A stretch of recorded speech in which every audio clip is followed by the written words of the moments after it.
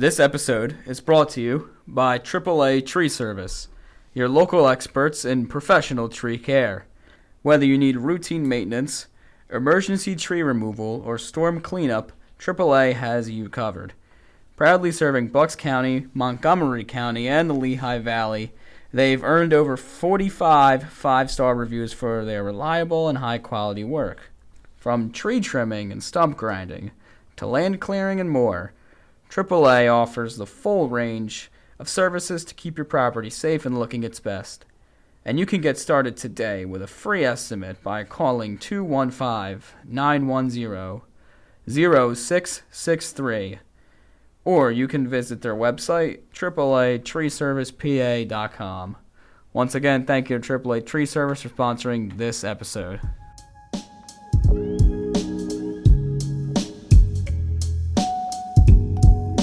It's been a very tough 2 weeks, basically, for the Phillies. Yeah. Like, There's a lot of rough games. I mean, And especially getting swept out of Pittsburgh.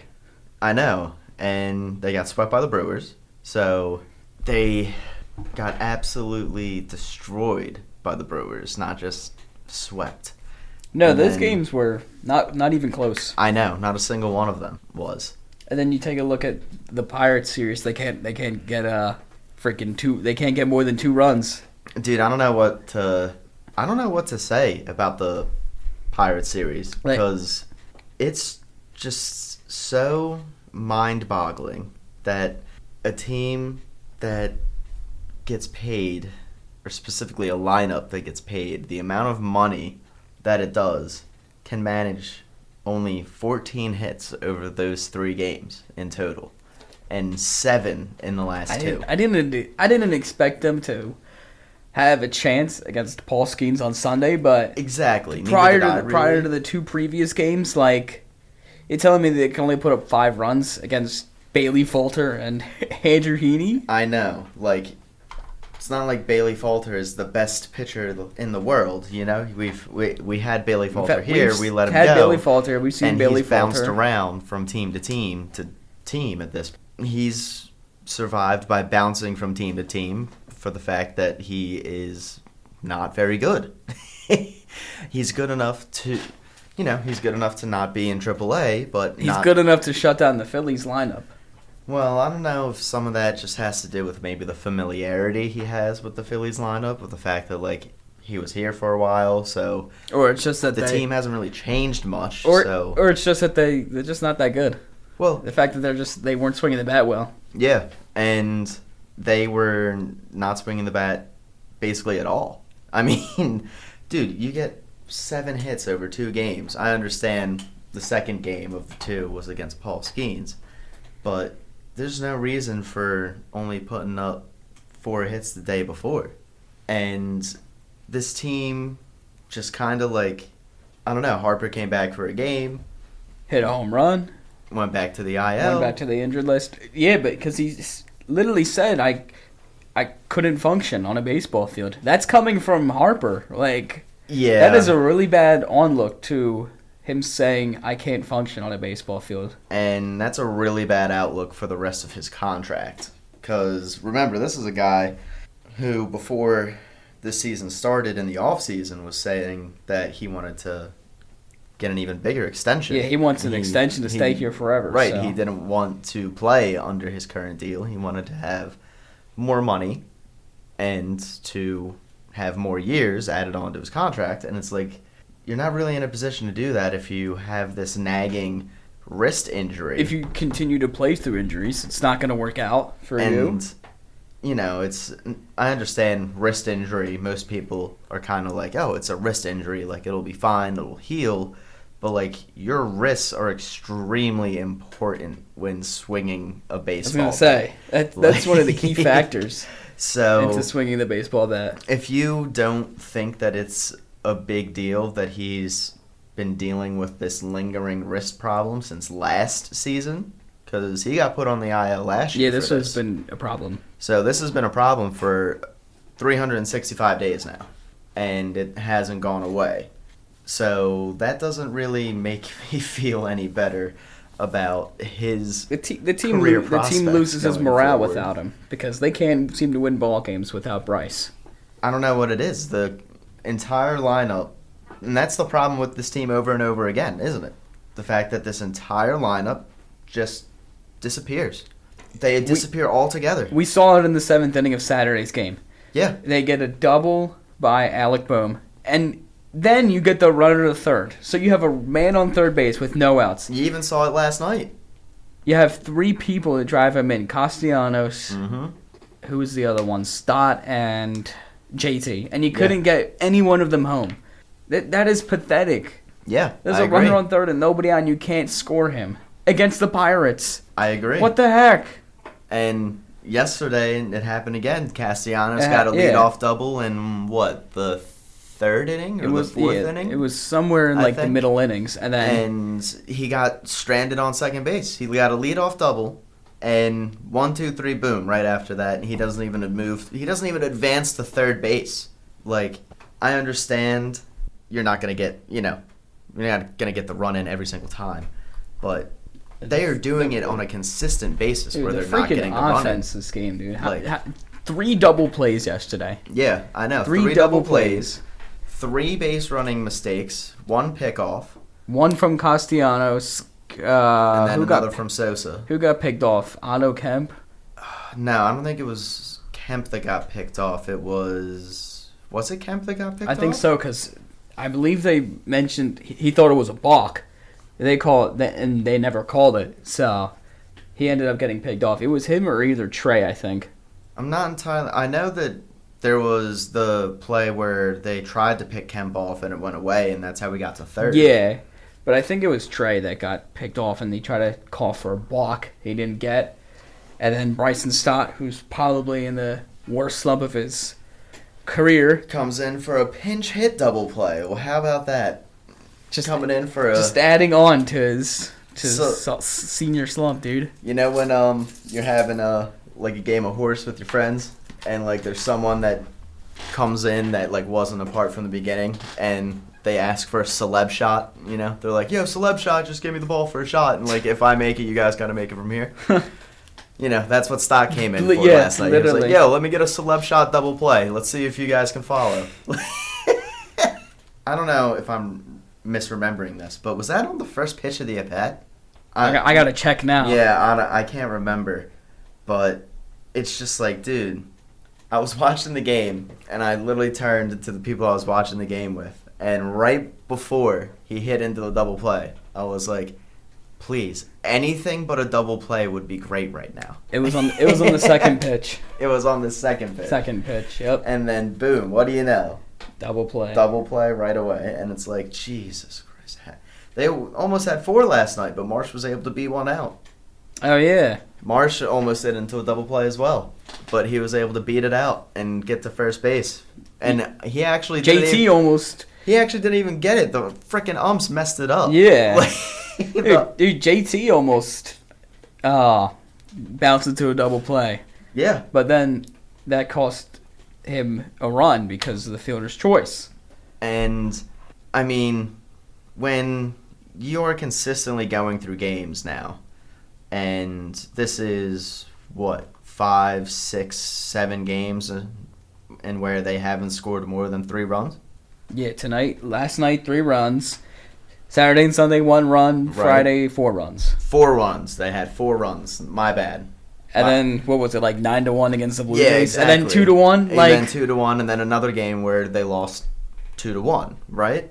Yeah, so 4 runs Monday, 1 Saturday, 4 on Friday, 1 on Thursday, 1 on Wednesday. You can't. It doesn't matter how good your pitching is. This team was built and sold from the time of its inception as being a team that the offense is going to carry the day. The offense should be the powerhouse of this team. Exactly. And right now they've had to completely switch what the best part of this team is because the offense isn't. Right now there are 9 players with OPS under 700. 9 out of how many batters are there on the roster? 13? 13. Right? 13. So all of 4 players have an OPS higher than 700. And that is 69% of the hitters. Yeah, which is absolutely atrocious. Have a OPS under 700. How? That is, you're not gonna. This is a playoff caliber team. I was about to say you are not a championship contending team if that is the case. Like, dude, over the series with Pittsburgh, they had a 173 batting average. As a team. My goodness! They went 14 for 81. That's what happens when you score 1 run in 2 out of the 3 games. Dude, that is completely unacceptable. And it's not like they went up against the Dodgers. It's not like they were up against Chicago, the Cubs, the Yankees, the Mets. They were against the freaking Pittsburgh Pirates. The Pirates, the 3rd worst record in baseball. The Pirates of all teams. The Pirates. And they had a 173 batting average. The Pirates got their first 3-game winning streak. The fact that the Rockies got a 3-game winning streak earlier than the Pirates, and of course that has to come against the Phillies. Yeah, and here's the other thing I wanted to highlight with that series too. The 6 through 9 spot was 1 for 14 on Friday, 1 for 12 on Saturday, and then 2 for 10 on Sunday, for a total of 4 for 36 over the weekend. So from 4 spots in the lineup, you had a total of 4 hits. 4 hits and over 3 games. 36 at-bats. For a batting average of 111. Yeah, 111. Well, they pinch hit for every single freaking player. If it's Mundo, that's not going to cut it. If it's Mundo versus Ray, they go Stott. If it's like Marsh against a lefty, they're gonna go with like Wilson. Dude, it's 111 batting average against the Pirates. Against the Pirates. This is not a playoff caliber team with a playoff caliber pitching staff. I'll read the averages on the OPS, starting with the 4 players who have OPS, the highest ones. The highest ones, yeah. Let's exclude them for now from the burning. So Schwarber leads the team with a 927 OPS. I think kind of no matter what he does this year, he's going to be absolved from any burning that happens. It's not his fault. 250 batting average. Trey with a 299 average, 797 OPS. I mean, as well with Trey, I feel like none of this is on Trey either. Trey and Kyle have been the only 2, really, that are kind of absolved from blame at the dish. If you want to criticize Trey Turner's fielding, I'm here for it all day. I will sit here and tell you that he's got hands of stone, because he does. Can't freaking field a ball for his goddamn life. How many balls have we seen kick off this man's glove? It's been a lot since he's been here. So, you want to talk about his fielding not being up to par, I'm here for that all day. But his batting has not been the issue. Maybe his lack of power a little bit. But, I mean, he's got as many home runs as Nick Castellanos does. He's got contact. He drives runners in. Right. So he's been our best hitter. Plus, he has speed, so he can steal you some bases. He can wreak havoc on the base pass. It's not like he needs... He can beat out a ground ball. Right. So he's got other things that contribute to scoring runs outside of just hitting the ball out of the ballpark. So him I want to absolve as well. All right, Bryce, 258 average, 814 OPS. But honestly, that's not good enough. He's on the injured list, so he hasn't performed as well as he has because of his wrist injury, because he wants to play through injury. Yeah, and... Which he can perform so much better when he's healthy. The thing is that he doesn't... If this is something that they waited for over the offseason and then came into training camp, into spring training, and it was still bothering him, it may have been too late to take another route, to take another option, like surgery or whatever it would be, to fix whatever this issue is. I don't even know if they know what the issue is. But they weren't really proactive about it enough. I feel like it was kind of just like, all right, well, he's going to get some time off, he's going to heal, rest up, come back, and it'll be fine. And it doesn't seem like that's the case. So I don't exactly know what the issue is. I don't know if it's a ligament thing. I don't know if it's we have no idea. We have no idea. It could be ligament, it could be tendon, it could be bone, it could be anything. It could I have no idea. And the fact that it went on the entire offseason, the Phillies have no idea, is a bit startling. Because this is your $300 million man. Well, one of your 2 $300 million men. Yeah, I was going to say. Shouldn't you be more proactive in making sure that this man's ready to start the season? Yeah. And isn't dealing with a nagging injury from the previous one? get him up to speed and So work with him and try to fix yeah, the like problem he has on his wrist. so like if it's something that requires surgery, it's too late. It's too late in the season at this point for surgery. He kind of has to play through it. He has to play, yeah. Like they might, especially with this offense, he has to play. I expect that he's probably going to get a lot of off days. There's going to be a lot of times where probably Phillies have a travel day, and he either doesn't play the game before or like the game after, because Rob likes to do that like 2-for-1 thing where like you have the day off the next day because it's a travel day. So either on the first day in or the last game out, I'll give you a rest. So this way you get 2 days off. You're only missing one game, and you're probably going to see that a lot throughout, I imagine, the rest of the season in an effort to keep him healthy. Yeah, I was going to say, we've seen Bryce try to play through injury. Remember when he got hit on the face? Yeah. He got hit on the face and played like 4 days later, and he played so poor that he ended up having to go onto the injured list. Yeah. So he tries to play through this stuff, and it doesn't work out. So what he needs to do is get on the injured list. It's the best case scenario, and we need him at his best for the playoffs. Yeah, but we don't know what the injury could be something that requires surgery. It could. And if that's the case, do you have time for Bryce Harper to go get surgery and then make a full rehab recovery and be back by the playoffs? If he misses all that time, you might not make the playoffs. Who are you going to have at first base? Like, you're going to roll out Kemp at first base the entire rest of the year? You're going to trade for Reese at the deadline? Now, look, I love Kemp. I've been the one talking about Kemp the entire time. Like, love him. But I don't really know if he's ready to play first base every day. And especially fill the shoes for someone with the name of Bryce Harper. It's a bit lofty. I'd rather have him at third base because he's more comfortable there. Exactly, but that means you have to move Alec over to first, and he's your first baseman the rest of the season. And that probably isn't the most appealing aspect to look at for the Phillies. Unless they trade for Reese at the deadline. I've been hearing things about it, but I mean, if he really is going down for the season, would the Brewers really consider trading? I mean, I know they did it before where they were I think they were in first place in their division when they traded away Josh Hader a couple of years ago, right? The closer? I don't know if they were in first place, but I know they were in the playoff race. They were in the playoff race. Yeah. He had a rough stretch of games ahead of him. Right, and they did make the playoffs that year, right? No, they did not make the playoffs, yeah. But I think the only reason they made that move was because they had Devin Williams, who was who took over the closer role after him. So like it made sense for them to do that, to trade him away at that point. Because, and then they got a prospect haul in return. Right. So.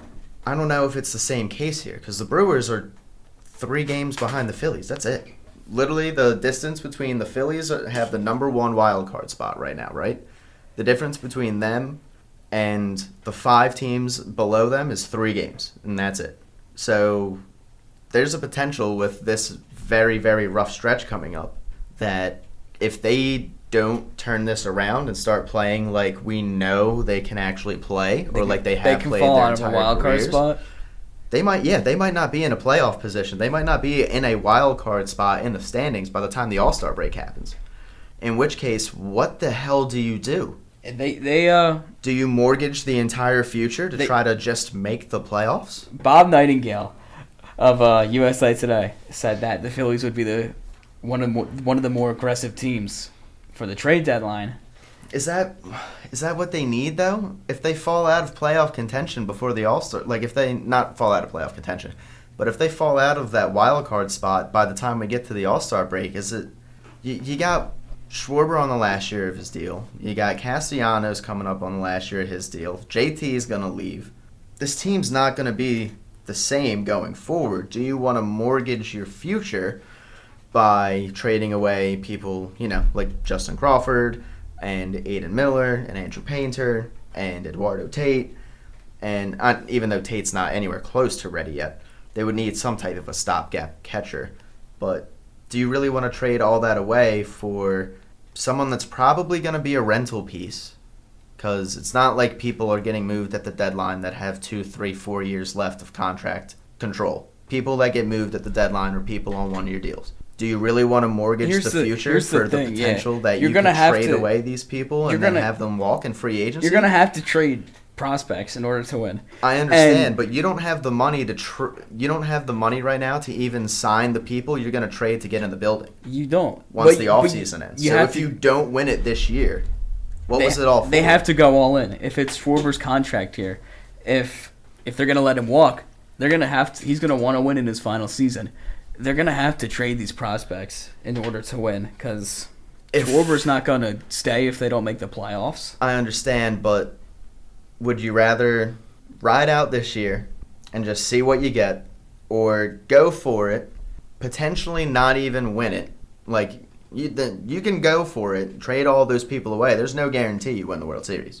You got to go for it. I understand that also there's no guarantee that these people are going to come up and be any good. Dave Dombrowski is not a loser. But the thing is like, it's a very tight. It's a very thin tightrope to walk. Thin. He will resign if they sell. I don't know if he will resign because, as you just said, he likes to win. He's not gonna, unless the Phillies fire him, he's not going to want to leave on a bad note. That's not Dave Dombrowski like to leave without getting over the hump, or to leave when the team still is in contention. That usually he walks his way out the door after the team's been run into the ground. Mm-hmm. So unless he gets fired, I don't see him walking away. He's too prideful and he's too stubborn. He's a Hall of Fame dude. He's going to want to prove the fact that he's right. You know? Like, let's face it. These guys don't get to where they are unless they have big egos. Right? Yeah. You don't get to be the general manager of a club with only 30 other members if you don't have a little bit of an ego. You don't think that, like, you kind of have to think that your shit doesn't stink a little bit, I feel like, to get into one of those positions. Yeah. Like, so they all have this pride and this, I want to be right, I want to prove I was right, I don't want people to think I'm wrong. Because, if people think they're wrong, they cost them their jobs. So if there's a chance for him to stick it out through this season and potentially right the ship without giving away everything, I feel like he might take that avenue. And he's going to go all in. This is the most talented roster. But here's the thing. On paper. Over the last 30 games, they have a team batting average of .243, 20th in baseball, an OPS of .699. 16th in baseball. He can't fix his team when he has 9 freaking batters with OPS under 700. An OBP of .312. On-base percentage. Team on-base percentage of .312 for 18th. A .387 slugging for 18th. A .284 batting average on balls in play for 24th. And then if you want to go, all right, well, let's even look at the most horrible recent stretch over the last 15 games instead of 30. Because that 30 includes the Rockies and the shitty Athletics. So let's take those two bad teams out of there. Let's go the last 15 days against teams that have actually been decent. .219 batting average for 27th in baseball. An OPS of .625 for 27th in baseball. 41 runs scored, 39 of which RBIs, for 27th in baseball. 100 strikeouts for 23rd in baseball. You got .291 on-base percentage. Under 300 as a team on-base percentage for 24th.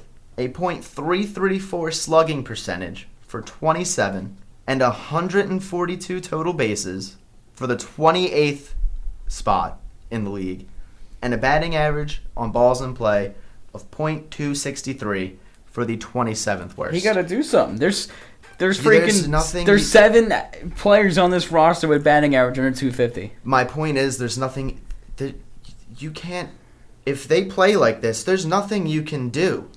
This team is not going. Do you really want to mortgage 10 years of Phillies baseball? Because Harper ain't getting any younger. Trey Turner ain't getting any younger. They're stuck here.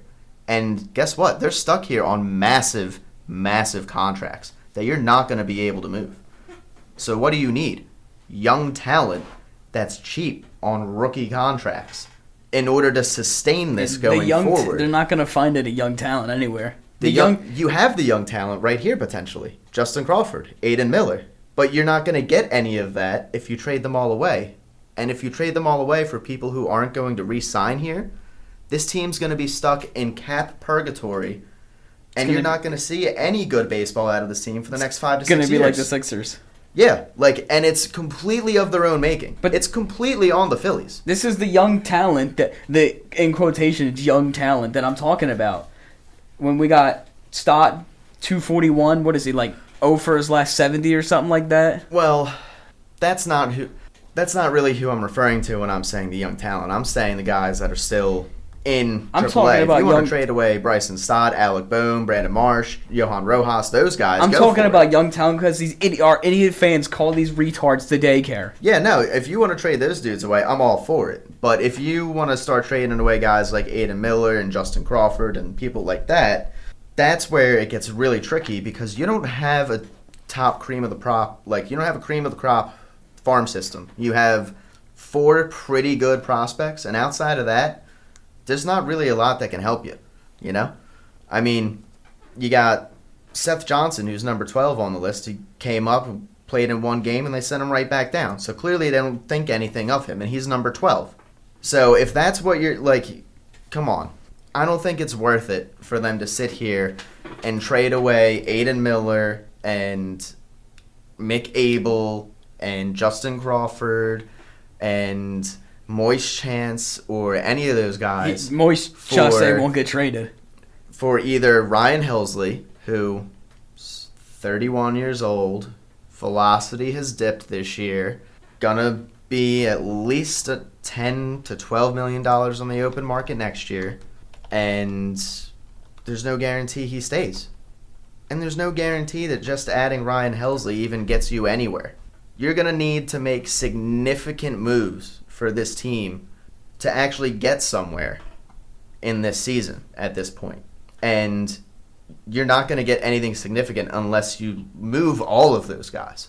You're going to have to move Crawford, Miller, Abel, Tate, Chance, and probably I'm going to keep saying it. He won't get traded. He has Tommy John. They're not going to trade for somebody that has Tommy John. Right, but you're going to have to literally trade away probably 5 out of your top 10 prospects in your organization if you want to actually realistically make this team a World Series contender.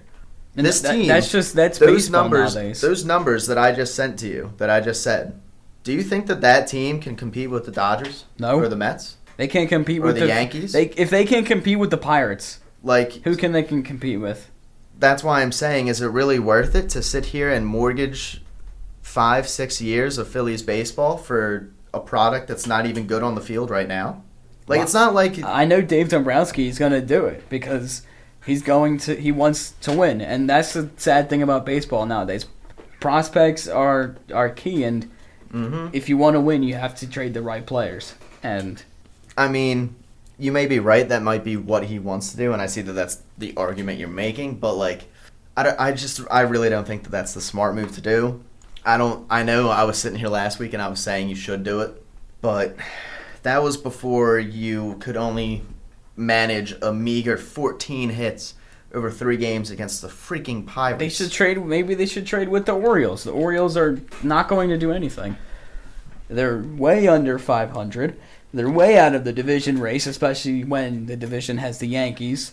They're not going to make the wild card because the other divisions with the other teams are pretty stacked. I agree, but there's one thing that I heard on a radio show over the weekend that stuck out to me.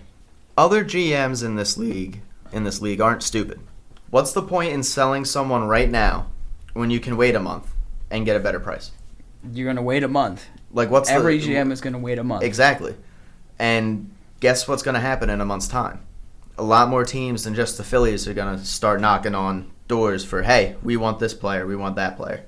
Which means you're going to have to start getting into a bidding war with these teams of how much you're willing to part with to get the guy you want. Which means you're going to have to give up a lot to get these guys. And it's not like they just need some marginal options at this point. They need the best players available at the deadline. They need lockdown options. Tell me, when was the last team that got the 2 best players at the deadline? When did that ever happen? When has that happened anytime recently? The Dodgers. The Dodgers got Turner and Scherzer from the Nationals. In one trade, though. In one trade. And that's because... The Padres got Soto. Right, but also look at the Dodgers where they are right now. They were able to do that because... Because they have money. Not only that, they actually have young guys they promote from their system that freaking play well. Pages. Like, all of these guys, they have a shitload of homegrown... Pages is one guy when you have a lineup talent. with Ohtani, Betts, Freeman, Teoscar, Kike. Right, but what did you have to do to get them? You had to trade away prospects to get them in the door, and you still had other prospects waiting in the wings that were good. The Phillies don't have... You traded prospects like Keibert Ruiz, who is all right at best. Josiah Gray hasn't been in baseball in years, and I don't know what the hell or else with the other prospects. The only trade the Nationals have done good is the Juan Soto trade. Because they got a freaking haul out of it, and they got really good players. They got C.J. Abrams out of San Diego. They got C.J. Abrams, James Wood, Robert trade. Hassel, Mackenzie Gore, and look at they're all starting now. And they got... Those are the 4 main players, and Abrams was an all-star last year. And I mean, it's not like Ruiz is a bad player. I do see your point, but the Dodgers were able to do that because they also had other options. The Phillies don't have other options other than what's here right now. If you make a move and it doesn't work out, then you would need to make another move. There's nothing internal about this team where you can look at an internal option and go, we have someone that can come up here and is ready. Like, the Dodgers have been able to do it perfectly. Kike has left, and guess what? They had someone else that was ready to come up and take his place. And then he comes right back. And then he comes back after that dude leaves. The Dodgers have been able to... It's a big market. Of course he wants to play for the Dodgers. Like, Clayton Kershaw was a homegrown guy. Walker Buehler was These are all people that came up from within their system. They have all... Like, Will Smith, the catcher. Like, I understand they've gone out and they've got people. But they've also had some of the best players on their team come from within their own organization. Who has been the Phillies players that have come through their own organization? Literally Aaron Nola, that is it. Aaron Nola, yeah. It's Aaron Nola, Alec Boehm, and Bryson Stott. That is not comparable to what Nola the Dodgers have. And like Reese before in order he to was do gone. what the Dodgers do, you kind of need to be able to have the farm system that the Dodgers have.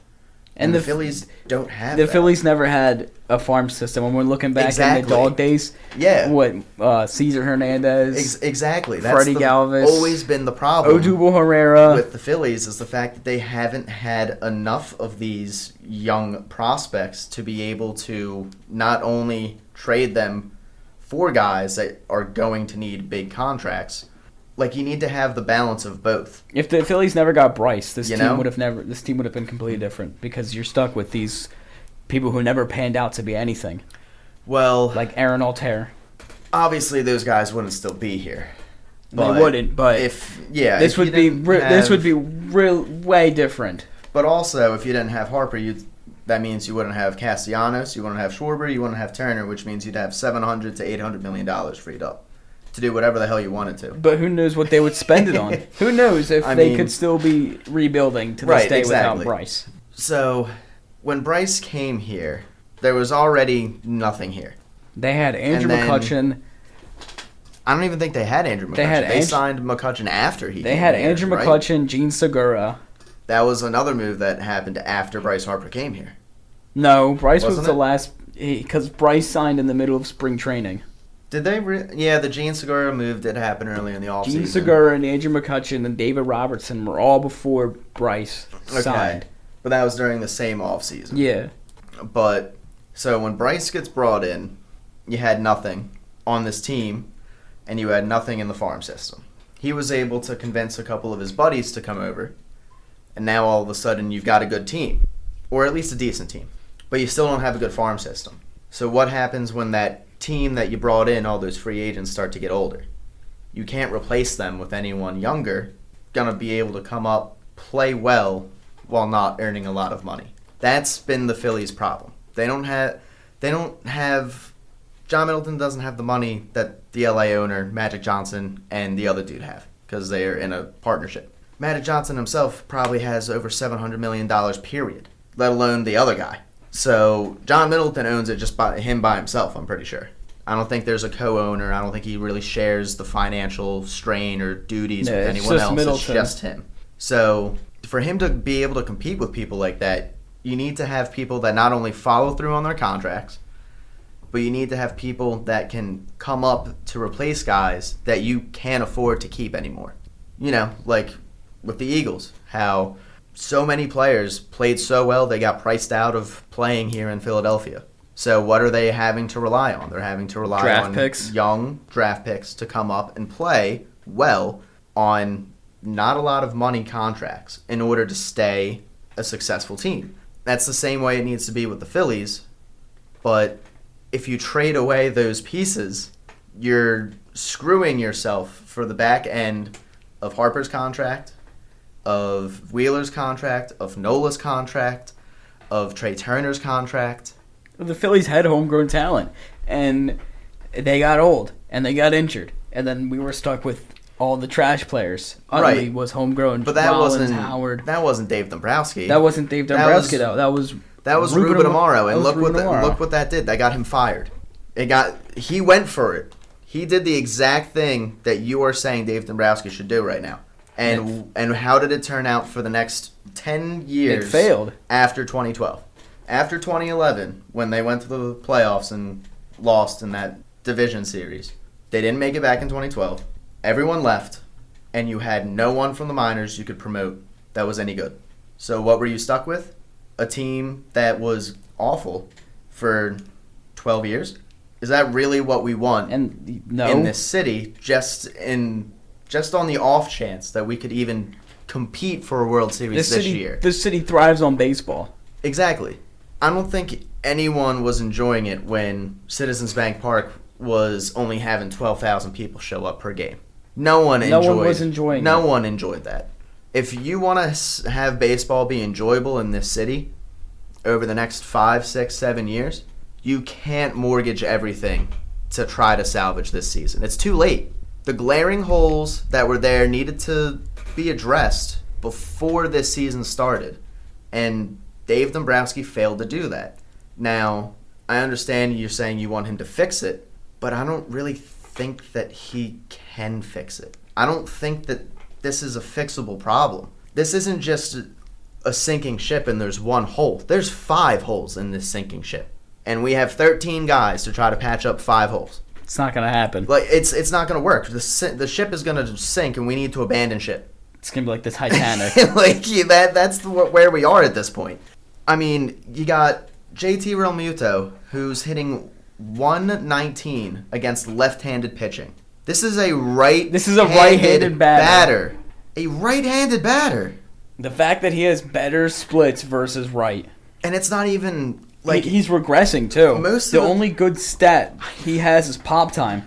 Most of the times that you see reverse splits and stuff like that, it's like one side is like 30 points higher than the other. Not one side is 120 points better than the other.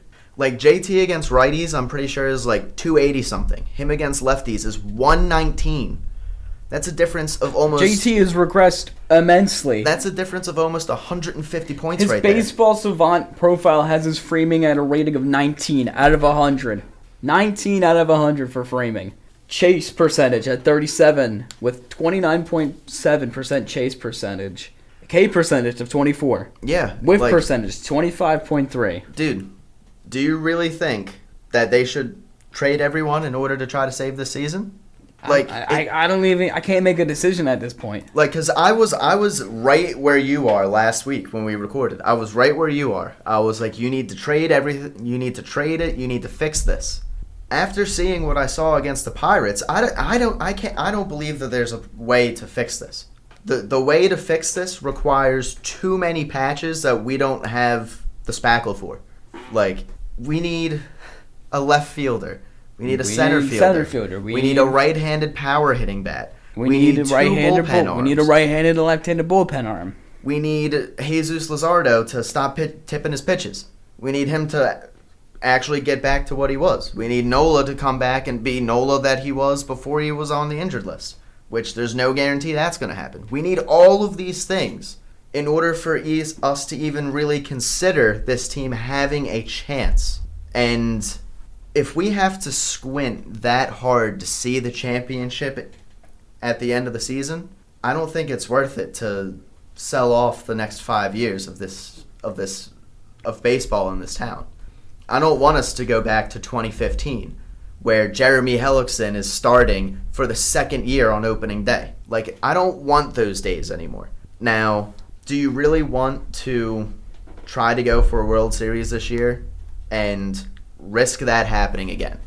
It's been World Series or bust for the past 3 years for this team. And they showed you last year and that they weren't any closer than the year before. They failed 2 out of the 3 times so far. Right, like they showed you last year they weren't any closer to winning than the year before.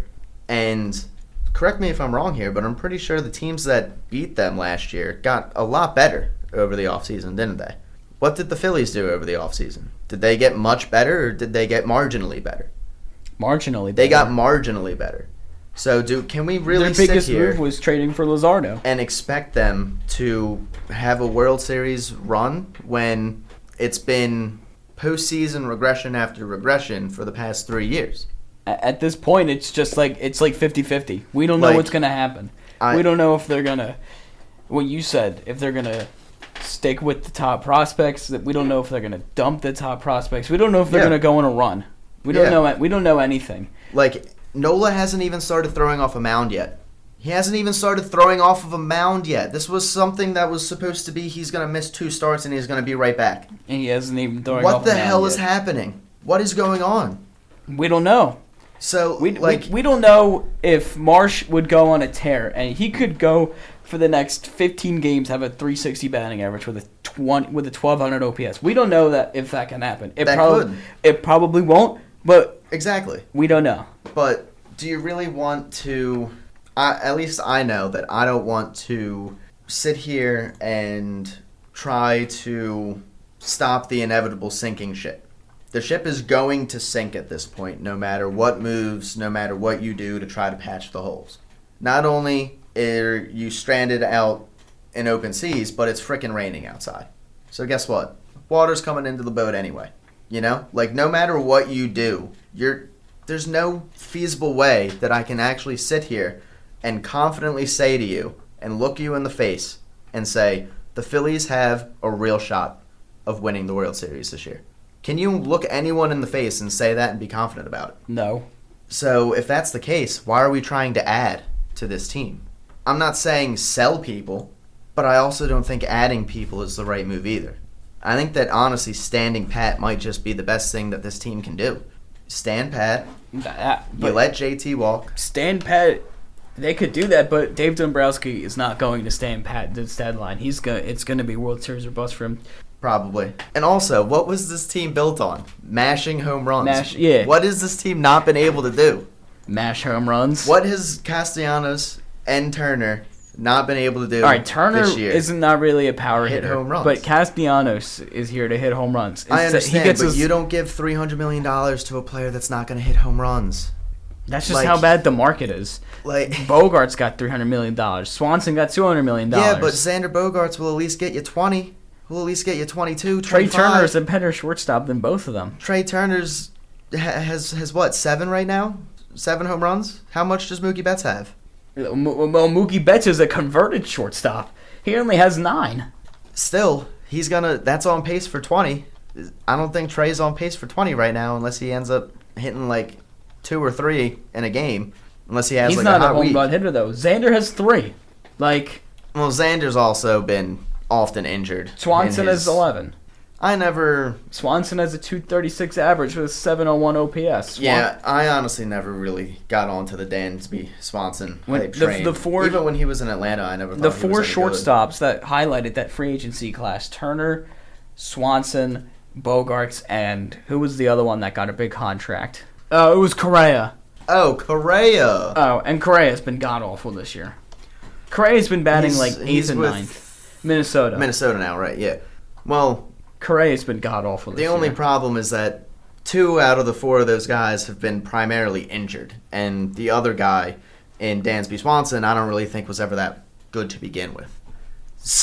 Like, so I understand what you're making, the point you're making by that was like the best guy, the shortstop that they could get at the time. Yeah, the Phillies had gotten the best shortstop. Is Trey Turner really giving you anything that Gene Segura wasn't? He's definitely batting better than Gene Segura. He's getting on base. Gene Segura was hitting 300 when he was here. No way Gene Segura was hitting 300 here. For a decent portion of his time, he was around 280, 300, like 260. He was always clutch Gene. He was in there. Like, he was...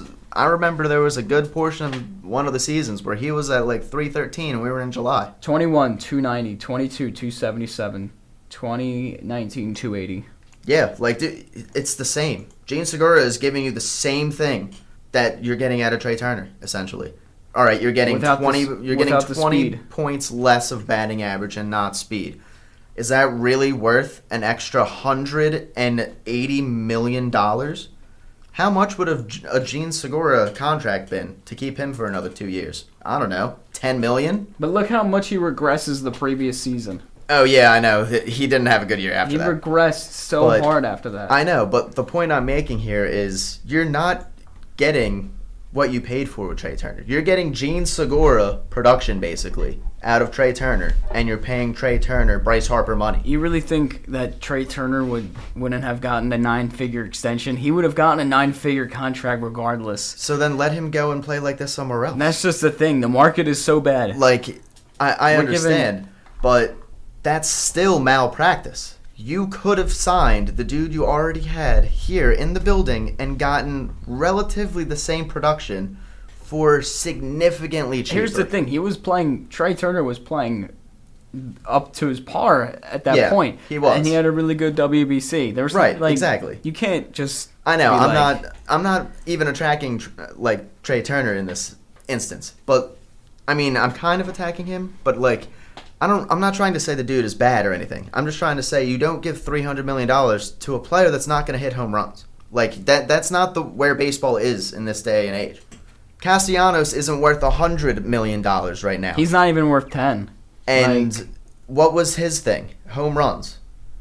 If you don't hit home runs in this game anymore, you're not getting big money. He gets a freaking slap dick single. Like, so you can say all you want to with this Trey Turner stuff. He's not producing on $300 million contract. If he's making $300 million, you need him to be having statistical seasons like other people that are getting paid $300 million.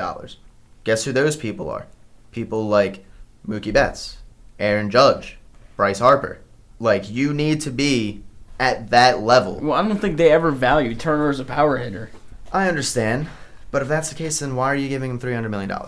Because the market's so bad. I mean, that doesn't give Dave Dombrowski an excuse to play into the bad market, does it?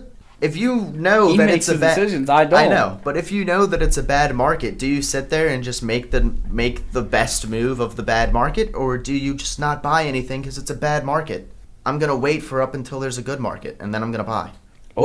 Since then, the market. Would I go to the produce stand and buy bad fucking produce when I could just wait an extra week and guess what? I'm going to get some better produce. The market has become extremely expensive ever since. Like, dude, the Orioles gave, 42-year-old Charlie Morton $15 million to pitch to, a 12 ERA.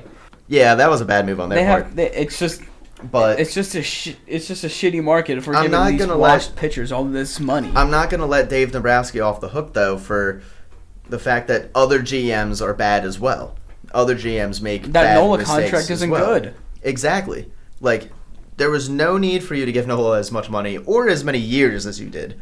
You're stuck with this now for the next 6 years after this year. So you're not getting rid of him anytime soon. You're not getting rid of Wheeler, Turner, or Harper anytime soon. JT is going to leave. Schwarber might leave. JT might get re-signed with how bad the catching is here. Exactly. And if that's the case, we are in trouble for next year. And if that is the case, then next year, if we are in trouble for this year, no matter what we do, next year, would you rather see them re-sign Kyle Schwarber, re-sign JT on some penniless contract, and go for it again? Or do you want to see something new? The main priority should be re-signing Schwarber. I don't know if you can. What if they can dump both of Taijuan Walker's and Nick Castellanos contract. If it's in the final year of their deal, and if they're somehow able to pull it off or trade that, if they're able to pull that off, then you can afford to keep Kyle Schwarber. But if you're not able to pull that off, I don't think you have the money to go out there and just give it all to Kyle Schwarber. If they're not able to pull that off, but if they win the World Series, then you got to pay him. Exactly. But if they don't, like the problem is that this team has 7, 8, 9 holes on it, and one of the guys that's going to be leaving is going to command a lot of money that you don't necessarily have right now because you already gave a lot of money to players who are underperforming on their contracts. And there's not really a way for you to get rid of them unless you entice teams to take on Nick Castellanos or Taijuan Walker. How are you going to entice them? By giving away a prospect of some sort, along with the fact that they're taking on this massive contract that they don't want to take. So they're in a catch-22. You can't really go out there and sign anyone, even if you keep Schwarber, because the only money coming off the books, if you keep Schwarber after this offseason, is Strahm, who I believe has a team option, and JT Realmuto, in which case you're freeing up, $18 million? Is $18 million enough to fix all of the problems on this team? Not even close. It's enough to sign one player to fix one problem. That's why I'm saying if they don't get there this year, I don't think you can bring Kyle Schwarber back, because he's going to be another guy that's going to command 4 years, $25-30 million per season. He'll be making a 9-figure contract next season. Exactly. And with the bad contracts you've already dished out, you don't have the money to give them. Like, you don't have the money to give him, unfortunately. Like, because you've shot yourself in the foot with these other bad contracts. Now you need to let someone potentially walk out the door, because bringing him back isn't going to fix any of the problems that you already have. And honestly, having Kyle Schwarber only solves one problem that you have right now, and the fact that he's your left-handed power bat. Other than that, he's DH. He doesn't give this team anything defensively, which is exactly what they need. He doesn't give this team speed. He doesn't give this team stolen bases. He doesn't give this team base running. He does give this team power and on-base percentage. Who else are the Phillies going to have at DH? Right, but you can't have one guy in your lineup that does that and everyone else sucks, and then try to scuttle by and say we're a championship roster. You see what I'm saying here? Like, yeah. There's too many problems on this team for me to sit here and go, if he is going to walk next year, you need to do everything in your power to keep him, because he's not getting any younger either. I understand. He's 33. Schwarber, I think, will have the longest career out of any of them, if he's going to be the lack of injuries, because the of DH, primary DH, yeah, and the fact that his swing will translate because he has really great bat speed, and it's not like Harper where he's going to freaking injure himself. And he'll play till his 40s. Yeah, he's going to be a Nelson Cruz type of player. Yeah, where he's going to be able to be still mashing home runs at 38, 39, 40 years old. But he won't be able to play any positions, but he'll still be able to swing the bat pretty well. Exactly. And what is this team? What's one of the biggest holes for this team is the fact that they don't play good defense. And he doesn't have good defense anyways. Like, they don't play good defense really at any position, because you need money to free up the other holes on this team. And I understand it's like malpractice to sit there and let a dude walk out the door that can hit 45, 50 home runs. But you might have to. You might have to, because if you bring him back, you have to bring him back for more money than you're paying him right now. Like, he's going to make more than JT is making on his contract right now. I think we can both agree with that, correct? We can both agree with that. JT's not going to make Jack's squat next year. So that means to bring him back, who you going to have a catcher? Marchand and Stubbs? Marchand? What's the catching market? Marchand with his 530 OPS? Yeah, like, what is the catching market? Yeah, like, so JT, and that's it? Like, exactly. So, like, yeah, you can bring Schwarber back, but, like, if you bring Schwarber back, that literally can potentially, just that move alone will create another problem on your roster. By the fact that now you're tied up with the money you gave to Kyle Schwarber, now you can't go out there and give money to a catcher. So you know what you have to do? Sign some dude on a veteran contract minimum. Like, freaking Jorge Alfaro type guy. William Contreras has a club option. Salvador Perez has a club option. Tom Murphy has a club option. Salvador Perez is like 40 years old. Yeah, Salvador Perez is not going to play here. And also, he definitely is only DH at this point. I don't even think he catches for them. No, he plays first base. Yeah, so, no, it's not Salvador Christian Perez. Vasquez, Elias Diaz, Martin Maldonado. Who literally was hitting under 200. Yeah, all these guys suck. The only good catcher here is JT. Out of all these players, JT. And guess what? JT's not a good catcher anymore. And JT's not a good catcher anymore. So bringing back Schwarber, it does nothing to shore up that hole that you have. Guaranteed to leave, no matter what. Because JT's not going to be good next year, even if you bring him back. He's shown it this year. He's on the decline. He's regressed since 2023. So that means next year, your catching situation going forward is going to be either JT, Marchand Stubbs, or someone that is a stopgap up until Eduardo Tate gets here. We're going to have a whole bunch of stopgaps until Eduardo Tate gets here unless they go out and make a big trade for a catcher. But there's no big catchers they're going to trade for. Exactly, and also, no team is going to trade away their big catcher. That's not usually a position that gets moved. Especially Cal Raleigh. He's going to stay in Seattle forever. Dude, there's no way they're ever going to move him. If you could get JT on a $5 million deal for 1 year. But even so, it's just, what's the difference between JT at $5 million a year and one of the other guys you just named on that list at this point in his career? There's not much of a difference. Well, there's nothing you can really do. I know, that's what I'm saying.